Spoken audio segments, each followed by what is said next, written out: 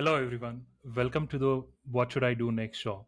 It's me, Prithviraj, again here, talking to you guys with a new episode, talking about multiple topics that you definitely would love listening to.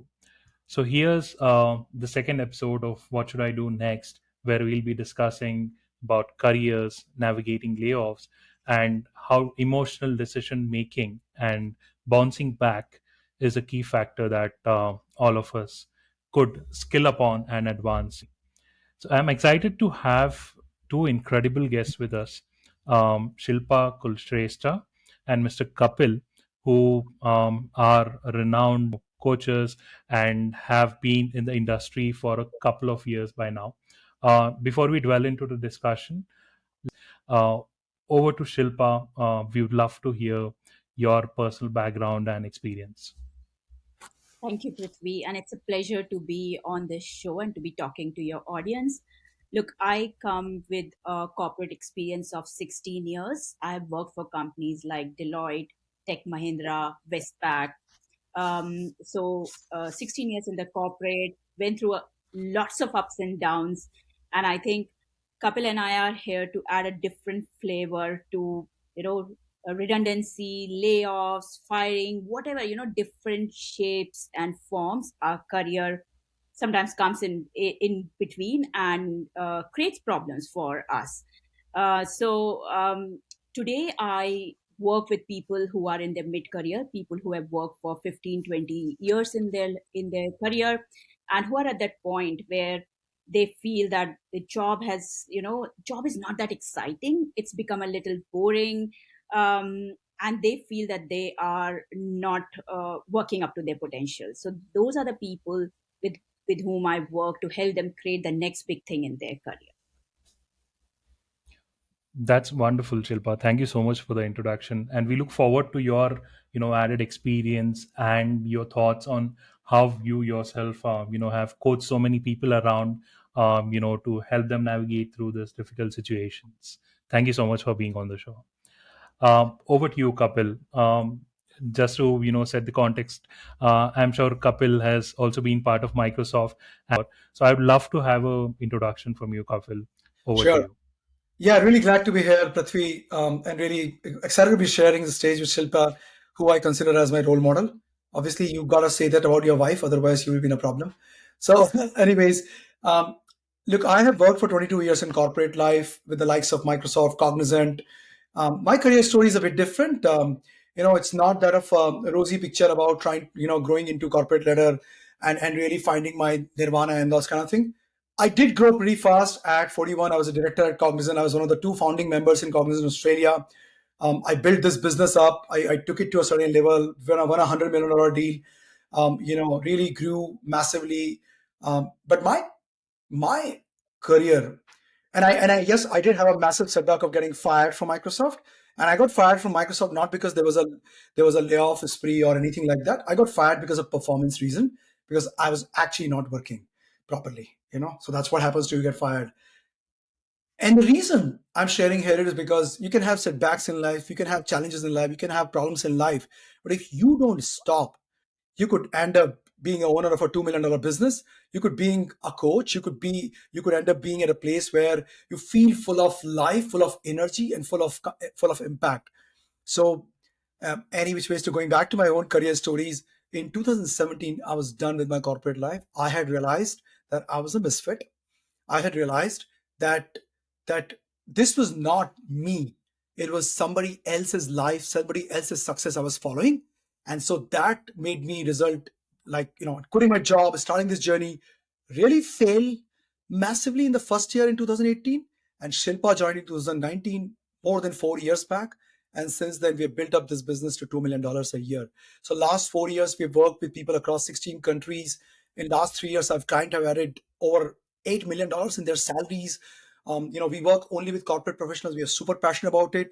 And when, like, just one small personal example is that I did not have courage to talk about my being fired from Microsoft till 2020, when the layoffs and all of those kind of things started happening. And I was invited to somebody's podcast, and I just thought that there were like 300 people there. And I was like, I got to share this with them. And It was so much so that I was so fearful about it that I couldn't even put it in the book that Shilpa and I wrote like 4 years back. But that day, I realized that I got to share my story. And I can tell you that I put my story on LinkedIn. The very thing that I was scared about judgment, not a single person judged me. Not a single person trolled me or called me a loser. So that's why this topic is really close to my heart, because people lose job today as if there's no tomorrow. I get frustrated by the fact that companies call family, family, family, and then you get fired. Family fires you, and sometimes not performance reason. Performance reason, absolutely 100%. They should do that. I got what I deserved. But other people, there are people who are performing very well. So this topic is very close to my heart, and I'm hoping that I won't hurt the sensibilities at Microsoft when I talk about these things, um, because fact is, it is not a good thing. It is like companies calling employees family members and then saying, "Sorry, family member, come back a year later." No, doesn't Yeah. happen. Thank you so much, Kapil. I mean, it's very difficult to be vulnerable enough to, come and speak about your journey. And I would definitely applaud the way you've taken yourself from that particular position and to the position where you are right now. A part of your thoughts and your experience would definitely encourage our audience to learn navigate these difficult situations wherein if you see how the current scenario of layoffs is turning around and more companies joining the league. So first of all, I would want to take your opinions on what do you think current layoff scenarios with companies both in Indian startups and various other tech giants out there. Absolutely. Look, I would say, like having, and I'm here, like before I get to the question, I'm here just to add a different flavor to this conversation because I've gone through layoff, redundancy, as it was called, and Kapil has gone through that firing. And what we are here for is you might have different shades of personality. Kapil is a massive extrovert. You can see the kind of energy he brings in, and I'm a massive introvert. You know, I bring that calmness. So you can be anything, but when something like this happens in your career, I believe that it's a moment for you to reflect. It's a moment for you to reflect. How has life been so far? So, literally, if I go back to what happened to me in 2018, where these big layoffs had not even started. I was working for a company called Westpac for 9 years, and I was basically doing the same thing, restructure of the team. For 9 months, I was preparing this target operating model, and on the day the model was to be announced, I, who had created that over 9 months, my name was inserted in that list, and I came to know with the announcement that I'm also the one who is impacted by it. So, life brings those curve balls.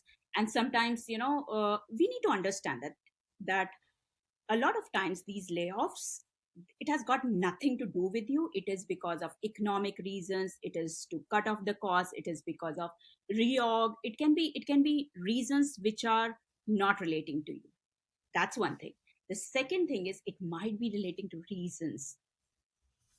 It might be reasons relating to you. Like in my case, at that point, I just reflected on what happened, that I was one of the person who was asked to go. Was I not Mhm. contributing? And why was it that there were some people who were asked to stay, there were some people who were asked to go, and why was I in those people? And when I reflected back on my journey, I realized that you know I'd stayed in this illusion that I was still that outstanding performer, which I was years back. But few years into the journey, 10 years into my career journey, I'd stopped being one, you know, and I had gone deep into the layers of mediocrity. So there are two things. One is because of company reasons. Second is because of your own reason. How is it that you are doing? And that is the point where you sit, reflect, look at your life.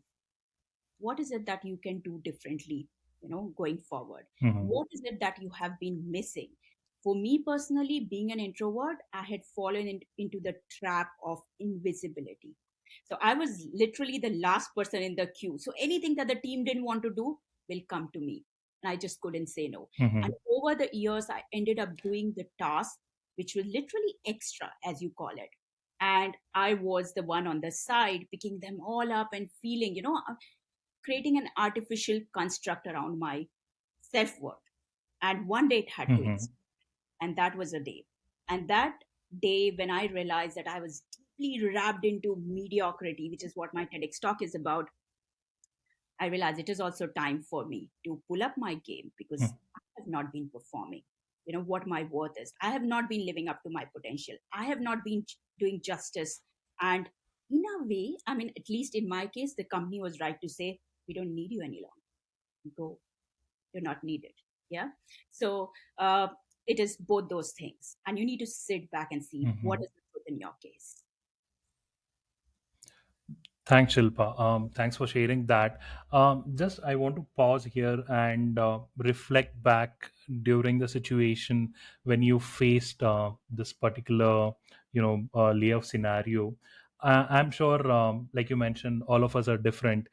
Few of us are introverts, few of us are extroverts, where we tend to share our feelings with some people. So, how did you, cope this scenario, and what are the few emotional aspects of getting laid off? Because there are few different set of personalities dealing with it differently. So what are those factors that you experience when you had to face the situation? Uh, that's an excellent question, because I haven't actually, I mean, I have walked so forward from there that I have not actually thought about it. But when you ask this question, Prithvi, I remember I didn't tell my family. Like, I told Kapil, I told the girls, we told our girls, but I didn't have the courage to even tell my mom, my father-in-law, our siblings. We just couldn't tell. And I remember making a brave face in front of our parents, saying, you know what? I am thinking, we started cooking up the story. I'm thinking of leaving Westpac. And everybody was surprised, because, I had stories that I'll carry back home and all that. So everyone was surprised. And then I remember in the social settings, I said, oh, I left Westpac and this and that. So I did carry a brave face. But behind it, it was a slap on my face, basically. It was a wake up call at that time. And I did go through the feeling of, what did I do? Where did I slip? Why didn't I see it coming? Why did I let go of those 4 a.m. thoughts, where I had this feeling about, oh, I'm feeling small. As I enter that big building of Westpac every single day, I'm not feeling good about my worth. I kept ignoring those things. And at that point, they all came and they were like a big monster in front of me, saying that you, you did it. It was everything pointing fingers at me. And at that point, I had two choices. One, to take that big chunk of money that Westpac gave me, because 16 years of career, 9 years with Westpac, and go and join another company. Very common thing in layoffs.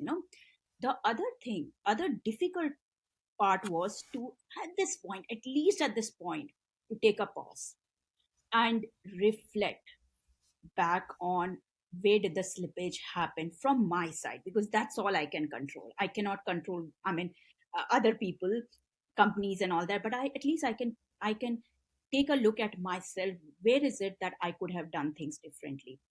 And that started a deep dive inside me.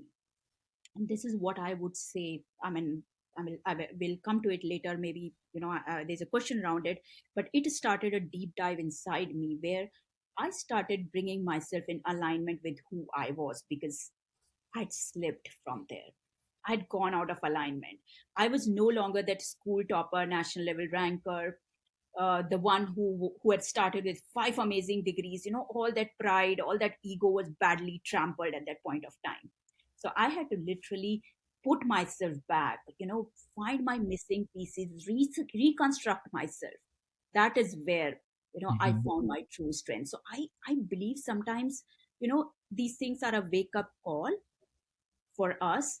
It is about how we take it, and we don't take it upon why did I do this. It is about, okay, how can I take it from here? How can it make me more stronger so that I can deal with it?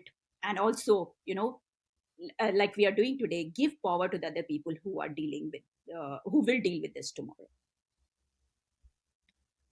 Thanks, Shilpa. That's very encouraging enough, and yeah, I'm sure I can relate to the point of not sharing it with parents, because I think that's the emotional safe that we have with us. It's our people where we don't want to sound indifferent. We don't want to sound someone who's lost something. So anytime we gain something, we just head back to our parents, or it could be our spouses. And then share our happiness with them. At the same time, a lot of people, um, you know, choose to not share this with different reasons behind it. So, thank you so much for that, Shilpa. I would like to head to Kapil and understand his, encounter with, the layoff scenario, and how did he actually feel at that particular moment, and what were the thoughts that were running across his mind. So Shilpa really shared pretty much all of that, all of those core points. I really want to add few more things in there from my personal perspective of getting fired.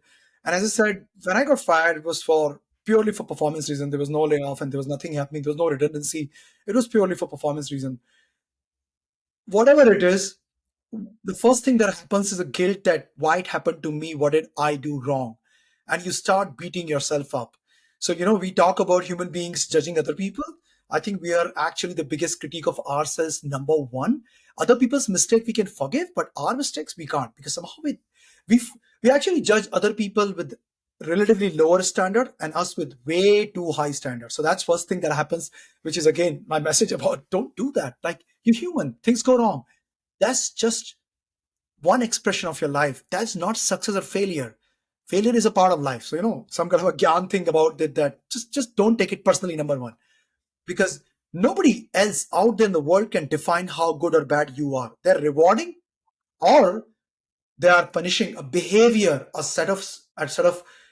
repeated behavior when you are basically getting fired for performance reason or for whatever reason. So they're just reacting to circumstances. That doesn't make you as a person. So that one realization that is so critical, and I wish I had senses to do that. I remember tears. I remember, going to Shilpa and calling her, and she leaving her Deloitte meeting and coming over to meet me and crying. And I remember thinking about money. I remember then wasting my time and self doubt and all of those kind of things, because like, how could it happen to me? You know. But one more thing which was great for me, which is what I did, which I would recommend everybody, is that go and talk to your manager, not in defensive way, because my conversation with my manager who had fired me created so much change. And I had interviewed this manager like 2 years back, and he was so amazing. He was a great guy, but he had no other option. That in that conversation, he allowed me to hit a reset button, and as a result, I could just get back with my life, find a job, and move on, and all of it. So it leads to painful moments, sure. But one thing that I did, which was really wrong, is that I did not actually stop at that moment. Like Shilpa was saying, reflect on yourself. I think in my case, that was my number one opportunity for transformation that I missed out. Because for me, I was a misfit across throughout my career. That was my number one time when something was seriously wrong, when my boredom got better of me. First year of Microsoft, I was a blue-eyed boy. And then what happened? I started working for another 1.5 years. So my boredom really got to me. And that was my opportunity for transformation. And because I moved too fast, I missed it. In 2017, however, I didn't move too fast. 2012, again, similar thing almost would have happened, that Cognizant would have fired me, but it didn't happen, unfortunately. Fortunately, they did not happen, or I would say unfortunately. But I had these wake-up calls. In 2005, I missed a chance. 2012, I missed a chance for different reasons. But 2017, I didn't miss a chance. And incidentally, the circumstances were completely opposite. There was no firing. There was nothing. There was actually conversation of a promotion. And that time I realized that in my mind, I didn't deserve it. So that's what lead to my flipping. So bit of a digression.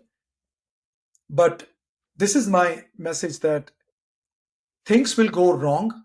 companies are, unfortunately, after, I know there was a talk from Simon Sinek where he spoke about how before, I think, 1987 or 1983, somebody coined this term that before that the companies was basically a group of people who were basically, for common good or purpose of creating value for end customers. And I think 2000, I forgot when it happened, 87 or 93 or something, the definition was changed to that companies exist for profit. And that's when the whole thing just started falling apart. And we still have the same old definition of companies are my family and all of it.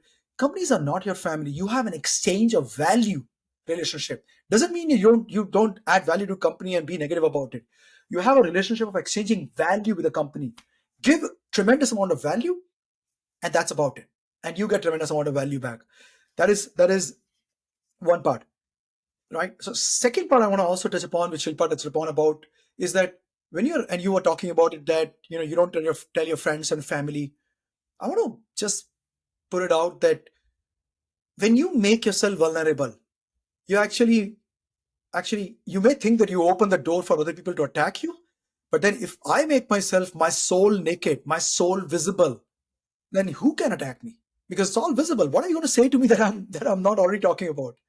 So if you when we think about other people are going to judge me because I'm talking about my being laid off, you're missing a massive opportunity, because you're worried about one, two, or three people at max. I mean, three individual at max who are going to judge you. Three total under any circumstances.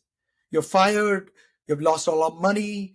You came on road. You don't have money to pay for your kids. There are three people who are going to judge you negatively. That's it. And you could write their names, that, oh, actually, Prithvi is going to judge me, Rakesh is going to judge me, X person is going to judge me. And then you will see that for those three people, you're holding yourself back, or those one person, you're holding yourself back. And just share it. The world is much, much, much better place than you realize. And it's actually not that judgmental. And I think the person who we think are judging us do not end up contributing anything to our success or to our failures. That's a very important part of it. Yes, 100%. Absolutely. Sure. I just want to add on to it, Prithvi, because times have changed since, it happened with us, the layoff, the firing happened. It has changed, and now it is much more easier because you have gold mines like LinkedIn, where you can literally go and say, this is what happened and I'm looking for help. And I Right. feel that, you know, that famous dialogue which is there, the whole kainat, the whole world comes together to make it happen for you. You should True. just be. So the biggest lesson that we learned was vulnerability.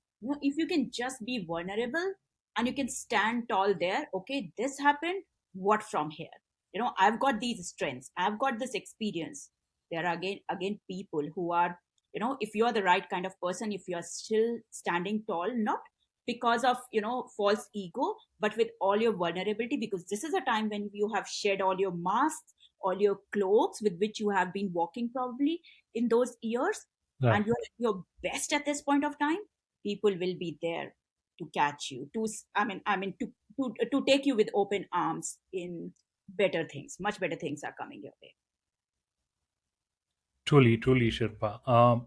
I think the moment that we realize this, I think it's easier for us to navigate any circumstance or a challenge that comes across to us in our lives. Because what we are doing is we are accepting, what we are, reflecting back on, what we could have done better, and what things could improve us and give us some space and room to grow.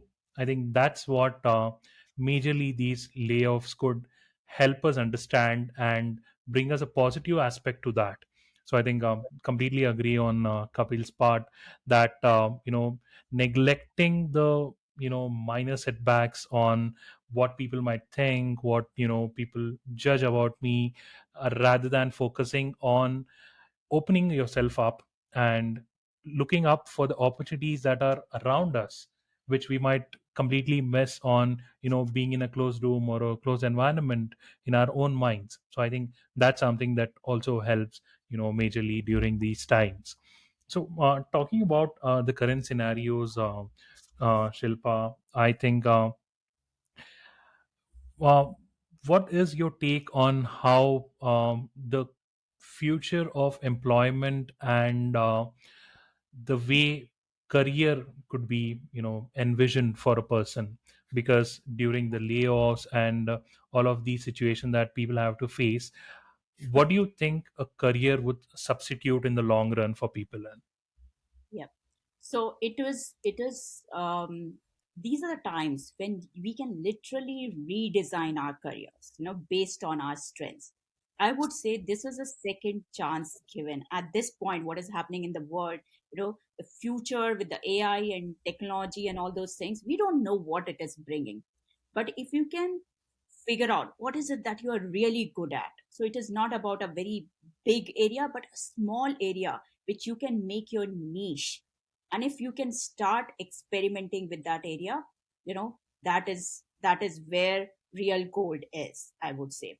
So what has been happening over the years is we have fallen into the journal practitioner category, where all of us are trying to do everything, you know and then at a point, and we deal with people who are about 2 decades into the career. They are at a very senior positions and still at that positions. And I'm talking about VPs, senior executives. And after 2 decades of their career, they are just thinking, what is it that we have done? What next? Like, if something layoffs happen to them, they just have no idea about what next to even apply for. And I'm telling you the fact which I've seen with my own eyes. So we have fallen into the journalist category, but this is a time when we become a specialist any day. If we compare a specialist with a journal practitioner, specialist makes more money. They are doing much better quality of work than a general doctor. So that's what we all should focus on. What is that one strength? What is it that we are really good at? And make that the basis for redesigning your career. So these are the moments when you can literally sit down with a pen and paper. And I'm not kidding, because Kapil and I, this is literally what we did. It wasn't easy, to be fair. It wasn't easy. We had a lot of failures. These naysayers that Kapil was talking about, we had a lot of naysayers. We had a lot of people judging. But I think with our eyes on the target, we kept failing. We kept getting up. We kept making a fool of ourselves. We kept being ridiculed and being okay with being ridiculed. And we ended up redesigning our career, which is very different from what we were doing. So this is the time when you can sit down with a diary and a pen and just start writing. How do you want to see yourself in the next, not even 5 years, just 1 year from now? How do you want to see? Because who has seen 5 years? Gone are those days of the interviews where we used to say, 5 years, where would you be? Market changes, economy changes, platforms change. So just 1 year from now, how do you want to see yourself, and start working towards that? You can literally be whatever you want to be. Thank you, Shilpa. That's pretty insightful on how do you approach your career in these difficult times, and what is that you need to focus currently and keep yourself up and running for. My next question would be to Kapil. Um, how do you muster up the courage and come beyond the self doubt situation and overthinking and various other aspects of mental hazards, I would like to call, during these situations? And what's that particular step or a formula that you applied to bounce back to a situation where you're happy enough? Yeah, I think there are a few things. Number one is really about starting to journal, starting to write down. I'm feeling bad about being fired because I'm feeling bad about being let go of it because. And when you go into the depth of it, you just realize that number one, it's not a judgment on who you are. I think practicing the self forgiveness that, look, I stuffed up. I did some mistake. Maybe I did. What most people do is that they do two things. They start blaming their companies. They start blaming their manager. They start blaming others. And it's very easy. But one core principle is nothing positive can ever come out of something negative. Like it just can't. And even if it comes out slightly positive, that I feel better about myself because it was my manager who made the mistake, it will catch up with me because I know I'm lying. Simple stuff, right? So writing it down and writing options about, what is it that I could do differently? How do I, practicing self-judgment, lack or self-gratitude, practicing that forgiving myself that, I did this, it's okay, let it go. Like, um, that's okay. What can I do now? What are my priorities? You know, I'm a big fan of writing it down, and I wish somebody had taught me back then. Writing it down, writing it down, writing it down, going to that level of detail where I know I have an actionable plan ready. And at that time, you just get up and do it. Now, what does it mean that you get up and do it? When you make yourself vulnerable, one of the big advantages that there's no shame now to reach out to people and talk to them. Everything good that you do in life in such a case is going to come from conversation with people. Reach out. Actually, tell people openly, look, I've just lost my job because of this thing layoff. I don't want to brood over it. Can we talk? And you do not know that what that talk will open up. You talk to one person, a perspective changes, something else comes up. Then you talk to another person, and you might be going in this direction, but you end up in that direction, meeting somebody who suddenly says, I've got a job for you. Boom. And then not only that, it also shows that you have the resilience inside you. You're emotionally mature. You have the higher emotional quotient. And it just shows a lot. Like, fact is, like those days are gone when we were actually in a job for like 15, 20 years and all of it, and life was amazingly honky-dory. In fact, some of your listeners might get pissed off at it basically, but if you're up beyond 7 years in a company, you will become part of the furniture. Simple. They're going to hire somebody else at the same level at much more money than you do, but they're going to pay like 3%, 10% salary increase and make it look like it's a favor. You will be passed over promotion. And you could say, Kapil, you're a skeptic, but I'm yet to see a place where somebody is in a company for 10, 12 plus years and they're like amazing. There are people like that, but very few. So the gone are the days when you're married to the company forever. And instead of that, don't say that, oh, job is just a thing. No, job is a very important thing. It's our best expression. So understand that you are in a game of creating value for your end stakeholders at the workplace. That's it. No more and no less. You create high value, you will always be rewarded. Sometimes you will not be. Fair enough. Move on. Just don't stay in that. So the more you focus on it, the easier it becomes to bounce back, because then you say, you know what? I've got a value. Like tomorrow, somebody hacks into my LinkedIn. Please, I'm not giving ideas to listener here to hack into my LinkedIn, and they put some sleazy, stupid post on my LinkedIn, and all my 21,000 followers and connections basically just remove me and all of it. Nobody can take away the fact that I contributed value to hundreds and hundreds of people. Nobody ever can take away the fact. I could lose my house, I could lose everything, I could lose everything, but nobody can take away the fact that I contributed value to those people. The more you do it, the easier it is to bounce back. I hope it answers your question. Totally, Kapil. I think it's a great way on how you could self master the courage to come out and do stuff that you've never tried. And that's what, when you remove the shame out of yourself, it helps you and fuels you to do things that you never tried earlier. Because once you're down, there's no other way than you can either look at the front and just move ahead and try out different things. uh, Thank you so much, Kapil, for that. Uh, Also, I think I would love to understand your perspectives on how does one manage his, finances and his outlook to finances during the time of layoffs and post that. I mean, how does one look at its finances in a way that could help him fuel his current journey, or whatever he's looking at, pursuing towards? My God, you're asking this Any thoughts question. that you would One is want to a share? one is a chartered accountant. One is basically one doesn't care. So can I go first on this one? I think it's just so cool. I'll go Sure, first. sure. You Please know, feel free. so look, um, because I don't want Shilpa to steal the show always, right? So I want to go first. So um, one of the things that unfortunately happens in these cases is people start consolidating and saving.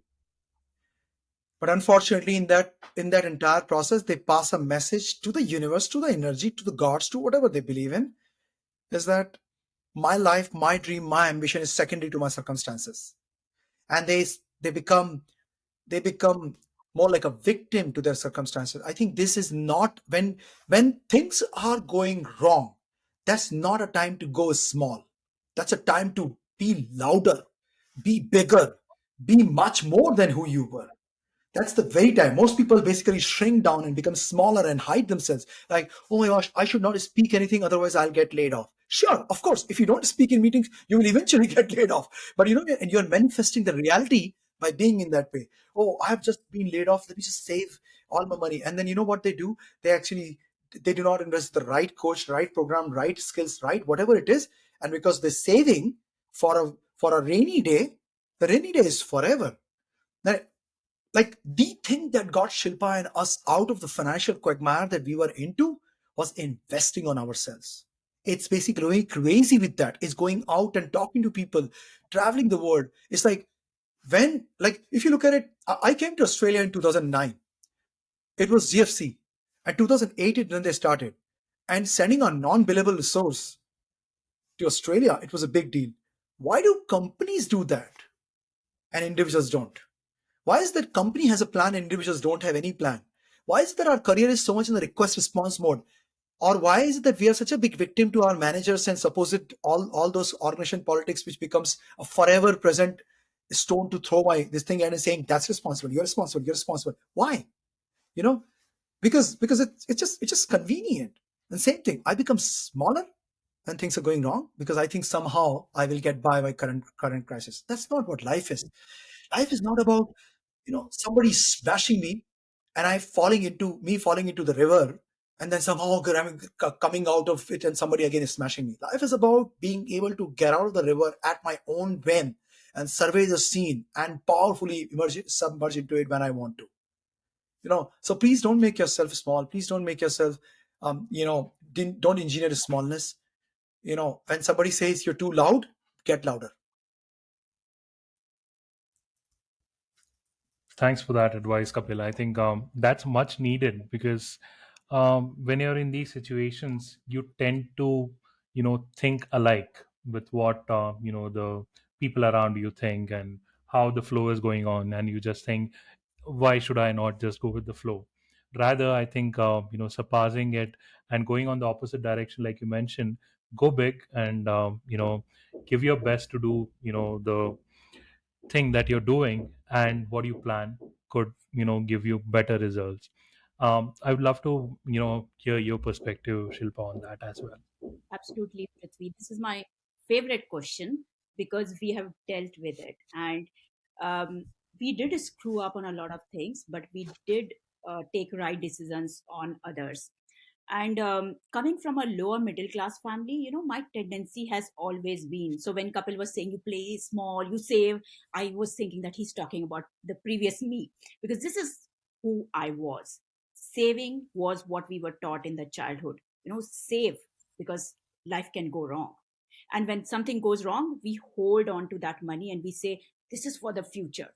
And that's where most of us lose it, because we start playing small, we start being risk averse, we start creating constraints in our head, we start creating budgets.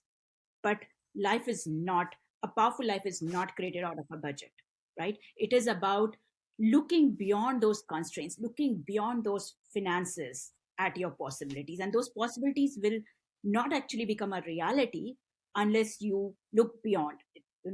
So I would say that, see whatever you can do. If you need help, like if we have some problem, we go to a doctor, we ask for help, right? So these are the times when you can literally ask for help from the people that one of the things that we have learned is find out who is your rich uncle and figure out if that person can help you in this instance with something. It is okay to take money, it is okay. And I'm telling you this from our personal experience because Kapil and I, we have been massive givers. So we were the people who were known to give.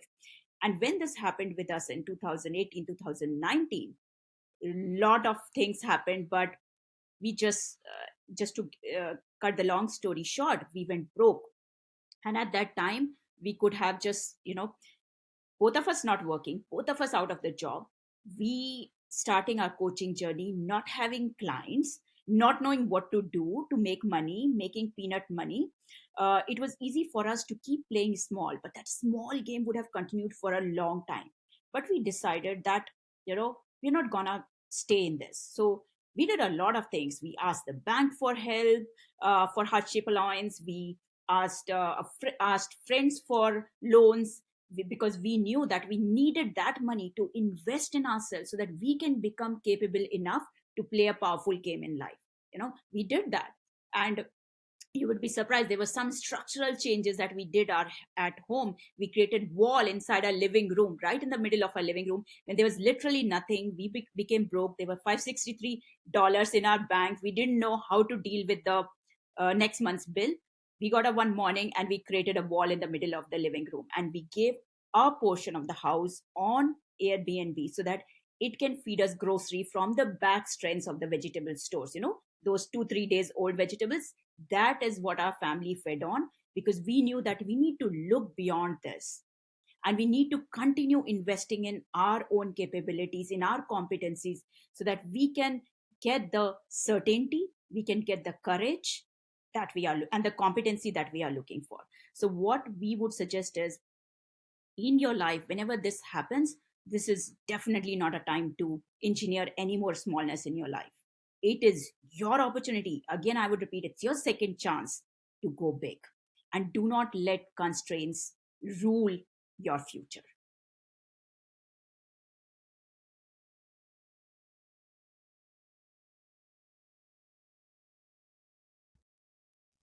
That's a very valuable insight, Shilpa. Thank you so much for sharing that. Um, I think one other point I also want to touch during this journey, which you both have experiences, building a personal brand. So you both have built a great personal brand, post your, the situation that you came across. So what are those,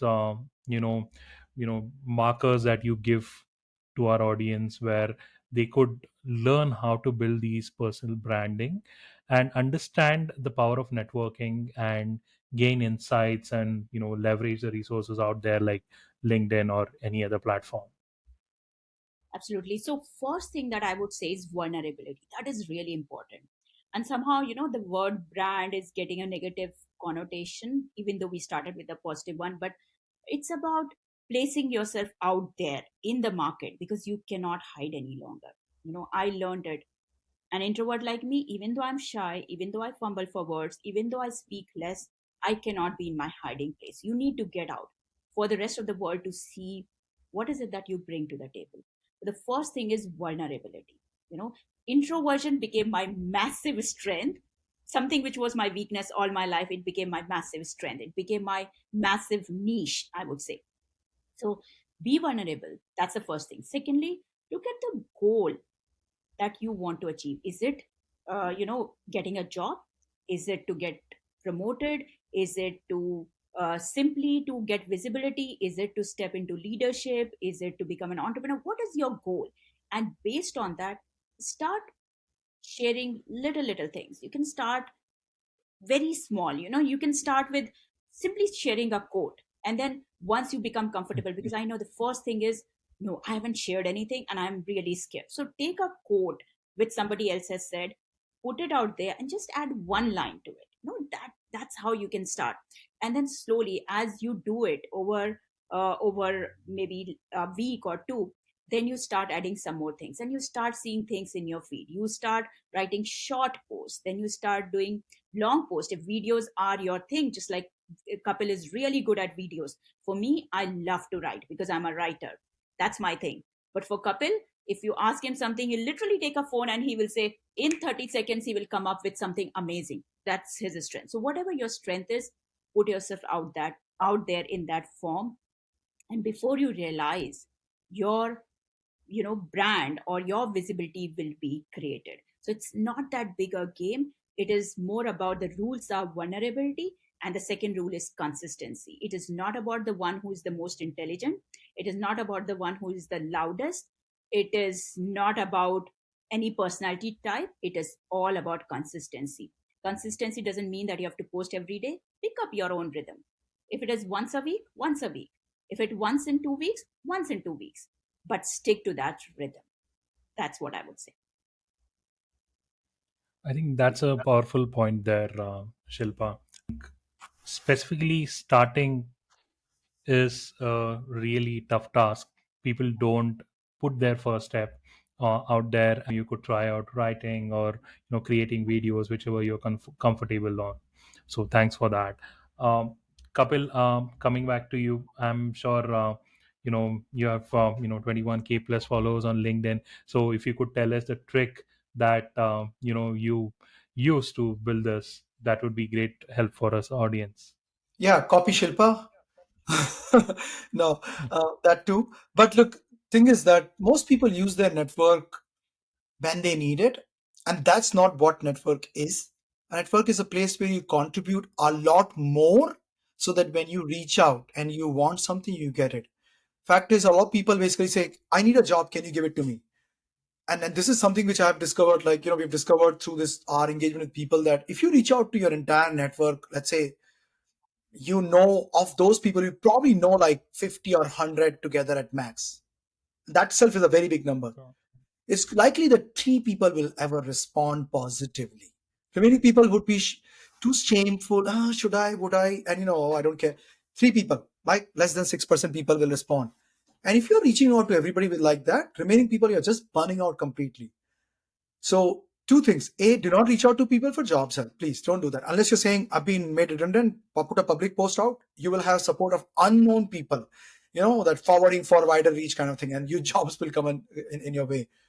Um, but build your network before you need it. Like, if somebody listening to it is not on LinkedIn and not active on LinkedIn, they're actually committing something akin to a career suicide in future.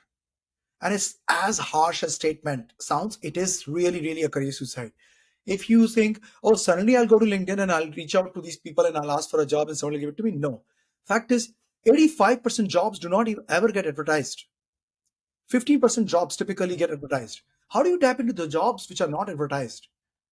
How do you tap into it? You tap into it by building a network around you, by having a name for yourself, by having a good personal brand, authentic personal brand.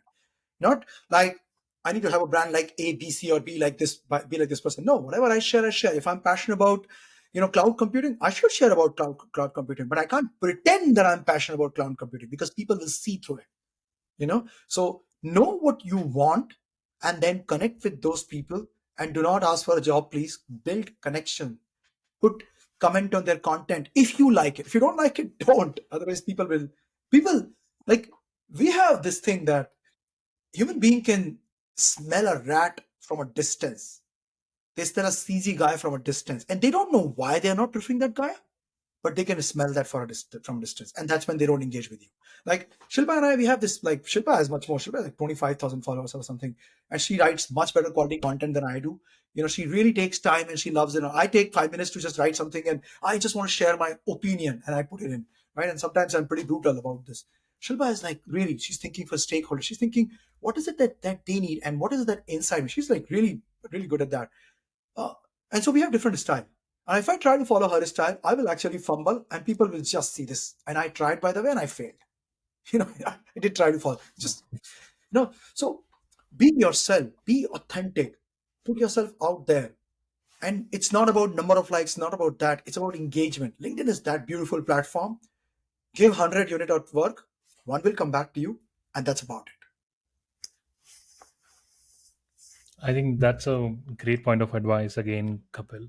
I'm sure our audience would, take lots of inspiration from both of you today, and navigate through different points that you guys mentioned on, how layoffs can be a changing point in our lives, rather than just taking and considering them as something that happened to you, which eventually is not in your control, but what happens post that is completely in your control on how you can Yeah. control yourself, hold yourself together, understand, reflect, and then bounce back to be a better individual than what you were prior to that. So I think majorly thank you so much for sharing all these insights. And I'm sure Kapil and Shilpa, you also have a few courses and trainings that you offer, on coaching and various other topics that we spoke today. If you could share more on how could our audience reach out to you guys, or how do they get in touch to learn more and connect with you one on one for that. That um, Yeah. So one of the things that is I want to make sure that people like completely differentiate is that Shilpa and I are not trainers or teachers or mentors. We're not. We're not. Trainers and teachers and mentors belong to the growth segment, which basically they know stuff and they teach stuff and they help, right? Because if we were, how do we coach CEOs or CFOs or VPs and people who are basically looking at board membership? What we are is basically we help people with discovery process. We help people in discovering who they already are. Coaching is about expansion, it's not about fixing, and there is no one size fit all. So I have this thing about, like, I'm not a teacher. My clients are not my student, they're my client, they're my responsibility in a way. So we, but at the same time we do have something that is basically something like a training where we teach. There are some things we know, right? I mean, 5% we know, 95% we don't know, and we love to be in the 95% because that's where our growth is as well. But there are some things that we know: confidence, managing politics, or basically having ways in which you can set up powerful goals and all of those kind of things. And so how people can reach out to us, I'll just leave it to Shilpa to define. But we are happy to really something. When we go for a podcast, we want to really leave something special for them, which is something simple, um, and that can make an immediate outcome for people in an hour's time. So there is a special training basically on confidence, which where we actually we go into the depth of what is real confidence. And like, how is it that you could be surrounded by 15,000 people who you don't know, but you can still be confident? How do you develop psychological confidence and not confidence dependent on achievement? Because if I try to build achievement oriented confidence, I'm always going to be less. But if I develop psychological confidence, so there's a training which is basically, if people can go to plateful.com, which is our Shilpa and mine, like, forte, plateful.com. That's our book name is also Plateful. So plateful.com/podcast special. Um, they can actually access that free training on confidence. But other than that, how to reach out to us, I'll leave to Shilpa, because it'll be the same answer. And also at the end of it, I don't want her to beat me up that you gave my answer. So yeah.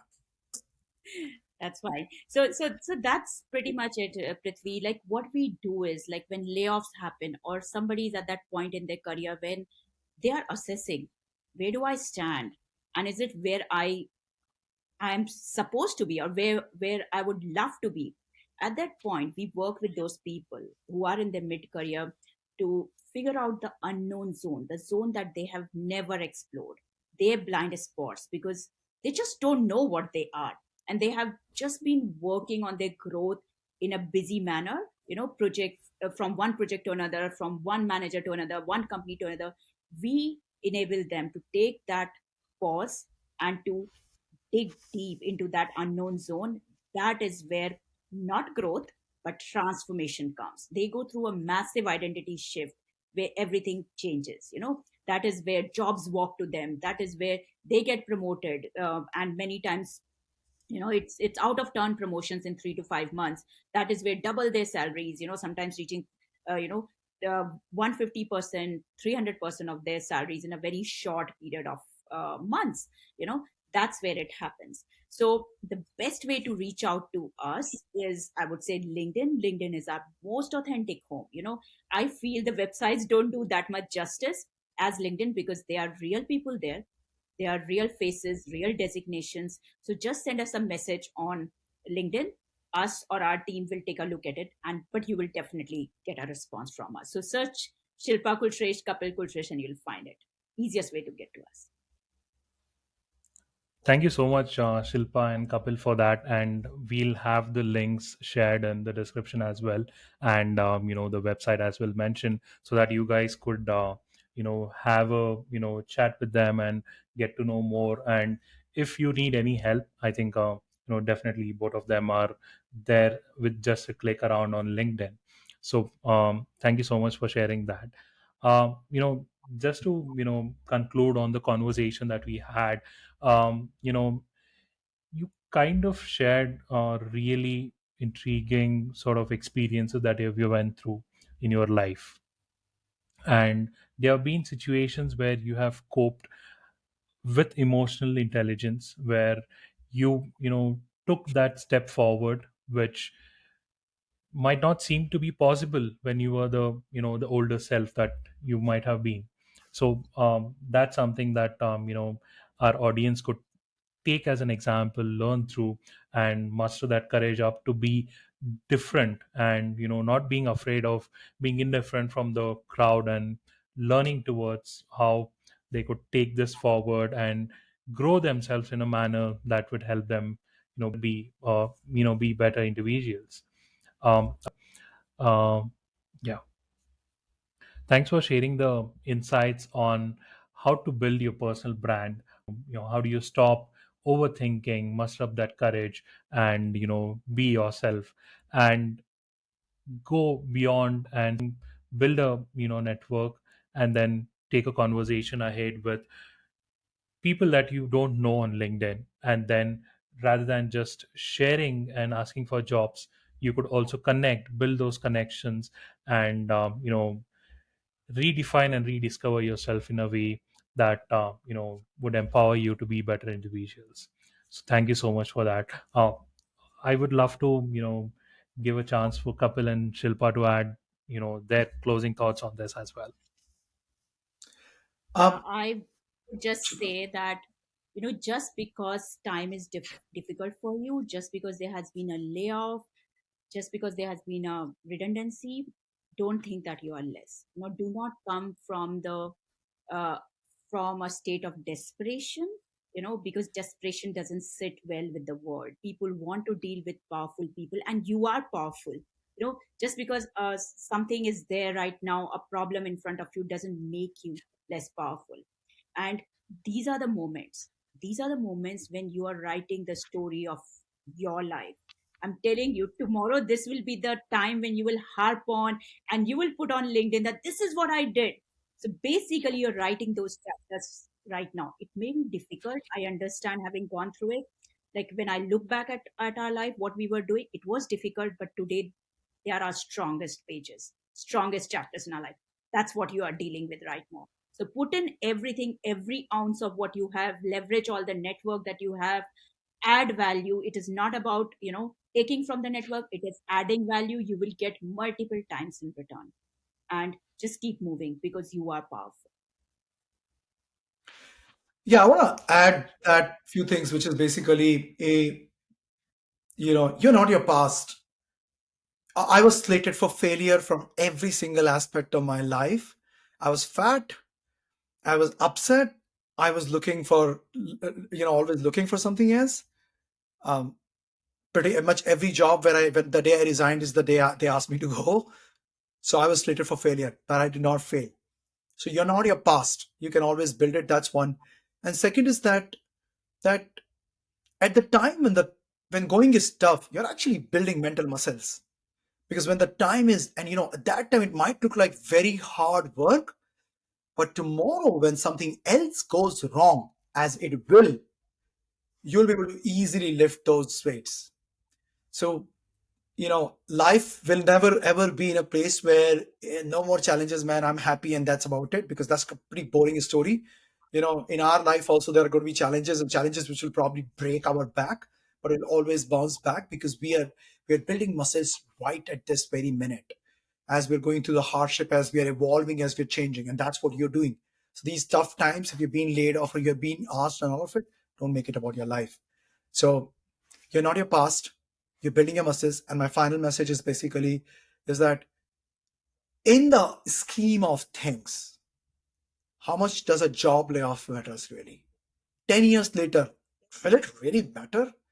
You take a look at what you have around you. You have family around you, people you love, people you spend time with, the laughter that you share. That's more important. Doesn't mean that you only do that, because then it gets very boring. When you have that, know that you're starting from a good place already. And that's it. Yeah. That's really powerful, Kapil. Thanks for sharing that. Thank you for tuning in today. And remember, no matter what setbacks we face, we always will find a way eventually to a more refined individual out of it. Stay motivated and keep yourself asking, what should I do next? We'll catch up in our next episode. Thank you so much.